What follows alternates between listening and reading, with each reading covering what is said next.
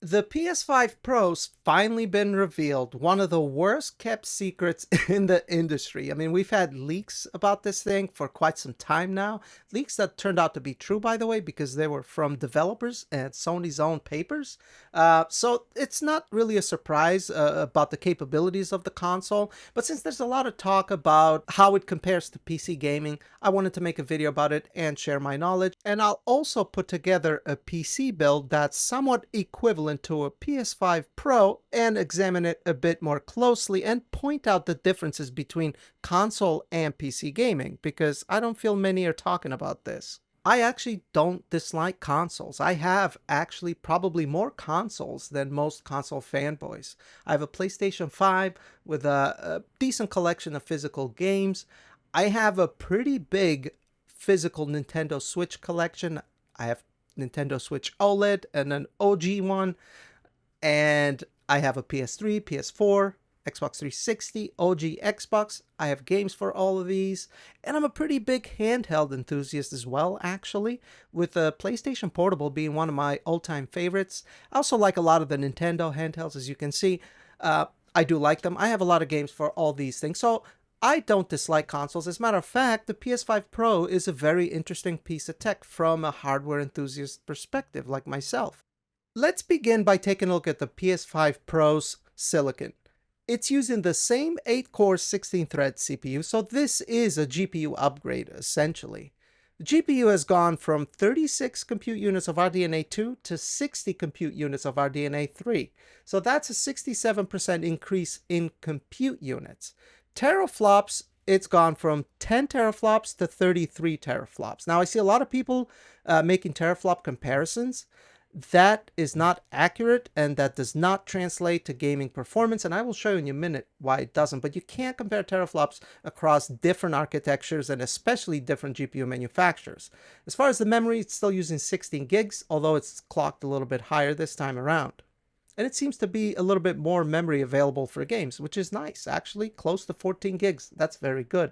According to the leaks, the compute unit increase and change in architecture was supposed to lead to a 45% increase in GPU rendering, which turned out to be true. First, we made the GPU much larger and increased the speed of the memory it uses. The result is rendering that's up to 45% faster. Second, we made major upgrades to the ray tracing, taking a streamlined and accelerated approach that allows calculation of the rays at double or even triple the speeds of PlayStation 5. And finally, we added custom hardware for machine learning and an AI library called PlayStation Spectral Super Resolution, or PSSR for short. Let's switch back to the PC side and determine what a PS5 Pro equivalent type of build could look like. The RX 6700 Non-XT is practically identical GPU to the PS5 base. They have the same exact shading units, same exact TMUs, ROPs, and compute units. And this has been tested by Digital Foundry extensively and Iceberg Tech actually, and they perform very similarly. So let's go ahead and find that 45% increase and see where it lands. So here's our RX 6700.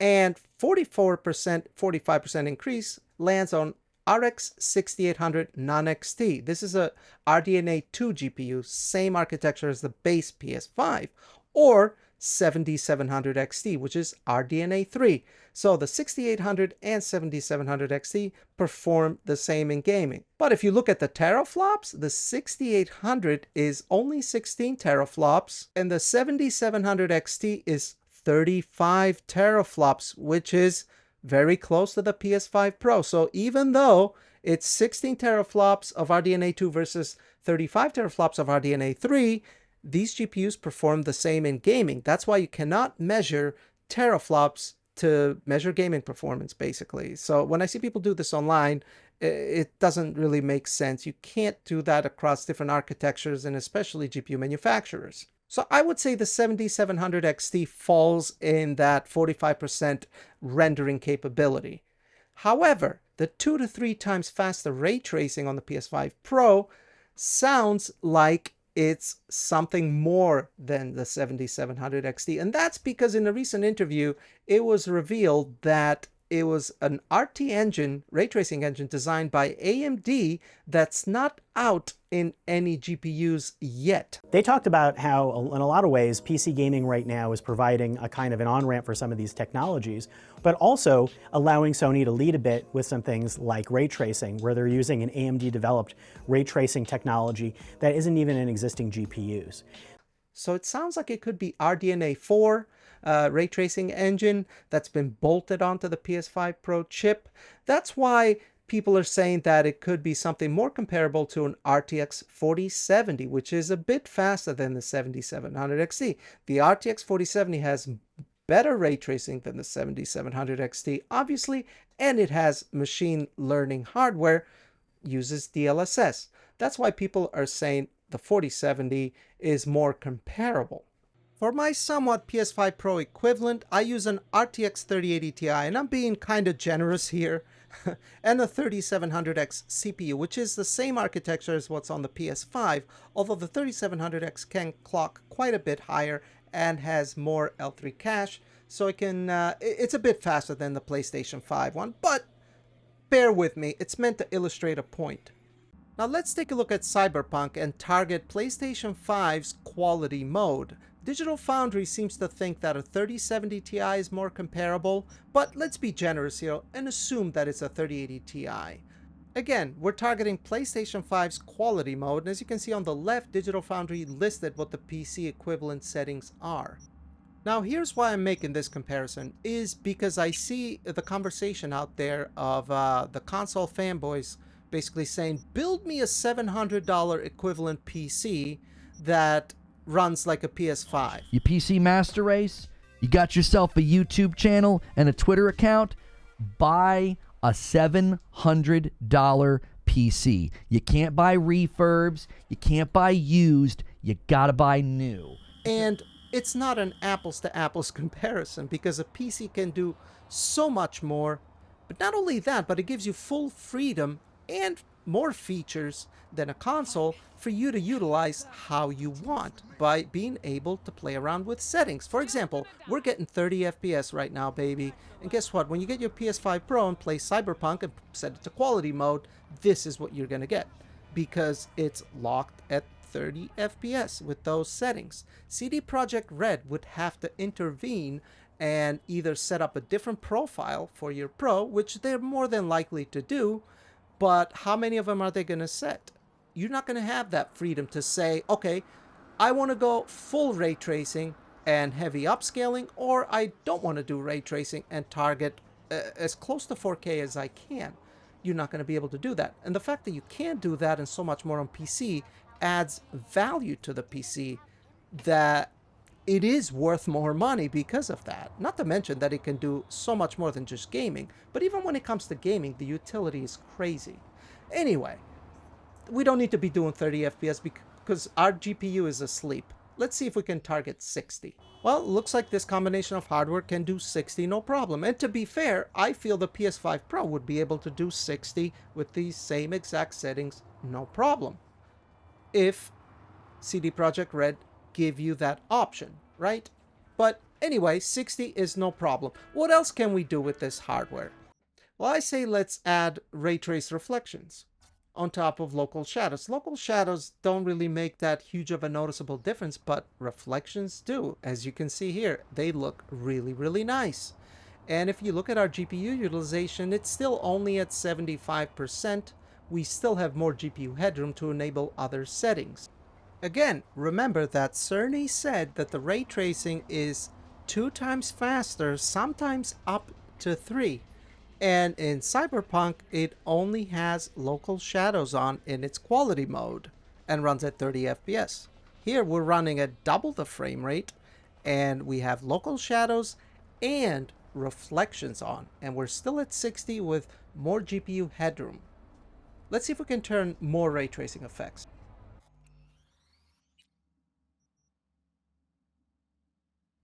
Let's add ray trace lighting, ultra. This is a very heavy ray trace setting, guys. So I would be surprised if the PS5 Pro is able to do this and maintain 60. Again, this is native 1440p. We're not using any form of upscaling, and the 3080 Ti seems to be good for around 50 FPS with this one.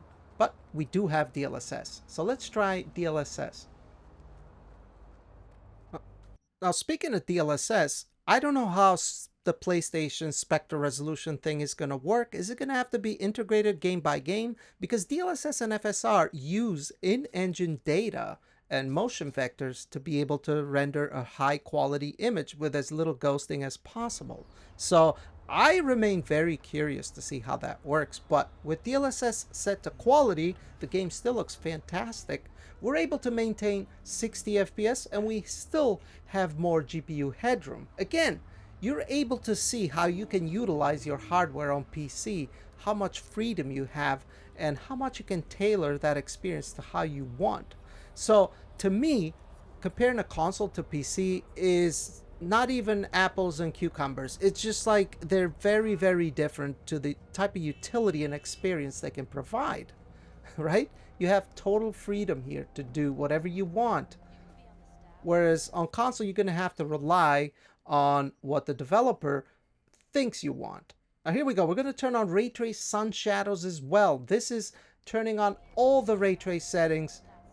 The only thing left is path tracing, which we're going to check out, by the way. And look at that. With all the ray tracing effects, we're able to maintain a 60 FPS experience. Now, even if the PS5 Pro is an equivalent to a 3080 Ti, which I don't think it's going to be. I think it's going to be a bit slower than that in rasterization and ray tracing.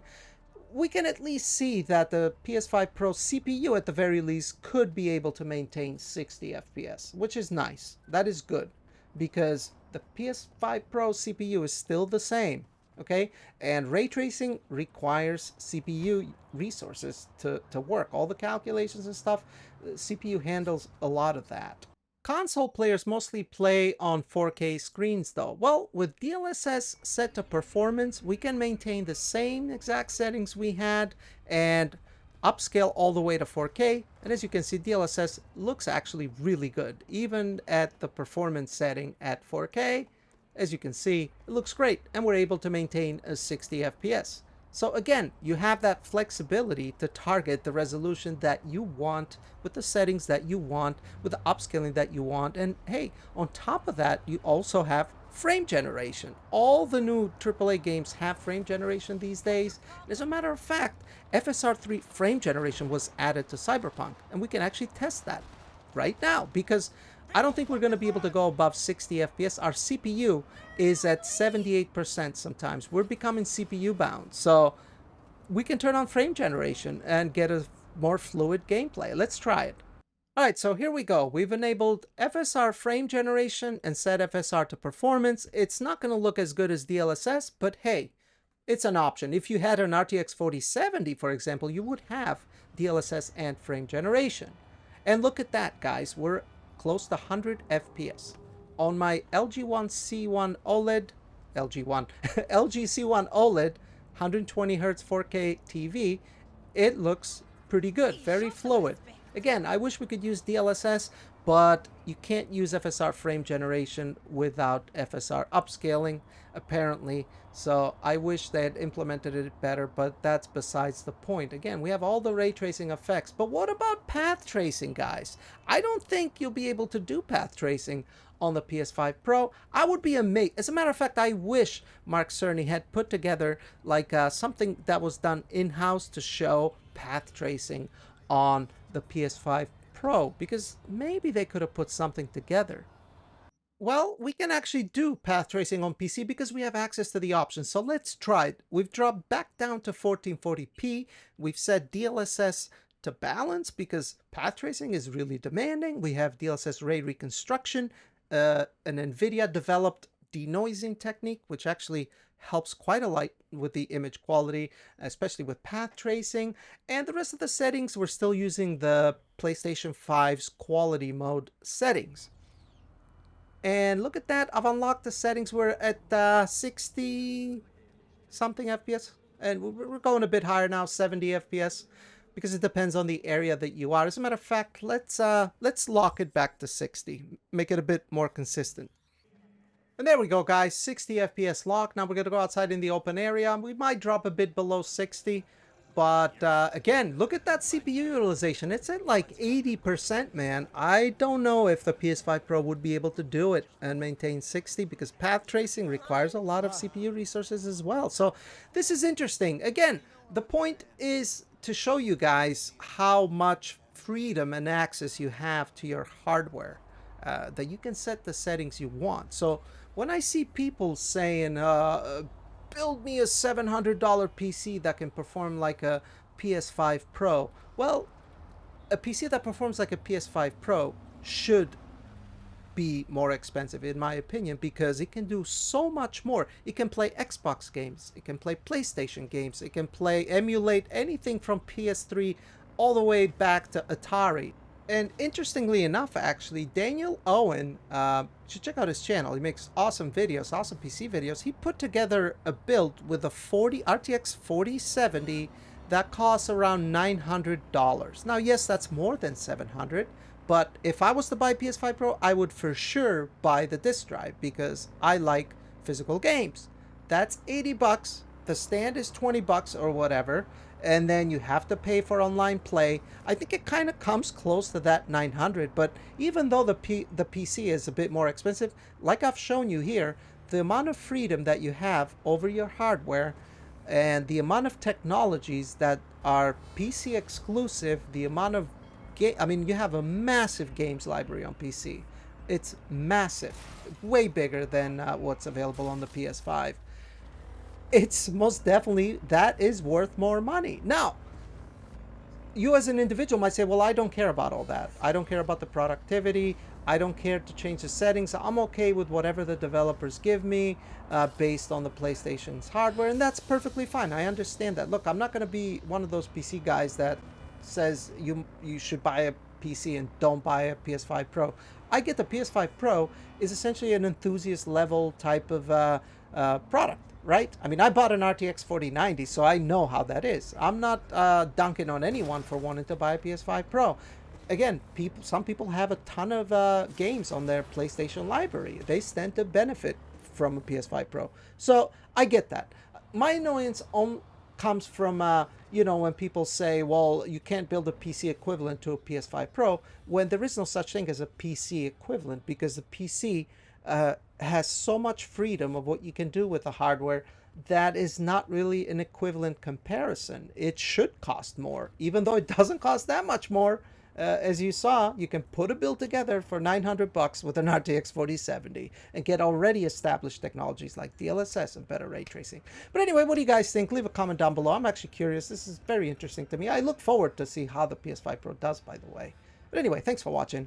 And give the video a like if you liked it. Consider subscribing. I'll see you in the next one. Bye-bye.